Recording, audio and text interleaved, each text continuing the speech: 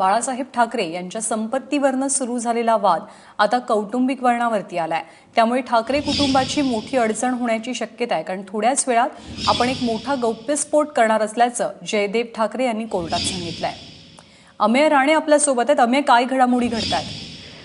यानंतर जयदेव ठाकरे यांनी बाळासाहेबांचं जे मृत्यूपत्र होतं ते खोटं आहे आणि उद्धव ठाकरे यांनी आपला राजकीय प्रभाव आणि आपली सारी ताकद लावून त्यांना म्हणजे जयदेव ठाकरेंना ठाकरे कुटुंबियांच्या संपत्तीतना बेदखल केलाय असा आरोप करत जयदेव ठाकरे यांनी आता मुंबई हायकोर्टाचे दरवाजे ठोठावले आणि एका मागे एक खरं तर आता कौटुंबिक वाद हा सुरू आहे, कारण की जयदेव ठाकरे हे गेल्या 2 दिवसापासून अनेक मोठमोठे खुलासे करत आहेत जे कदाचित ठाकरे कुटुंबियांना अडचणीचे ठरू शकतात। अशातच त्यांनी आज कोर्टाच्या पहिल्या सत्रात काही खासगी कौटुंबिक बाबी उघड करण्याचं सांगितलं आहे आणि आता ते म्हणजे दुपारच्या दुसऱ्या सत्रात काय नेमकी माहिती देत आहेत ते आता समोर येईल। मात्र जी काही माहिती समोर येईल ती नक्कीच ठाकरे कुटुंबियांसाठी कुठे ना कुठेतरी डोकेदुखी ठरू शकेल अशी शक्यता आहे। ज्ञानाला अमेय, पहिल्या सत्रामध्ये जयदेव ठाकरे यांनी काही भाष्य केलंय का?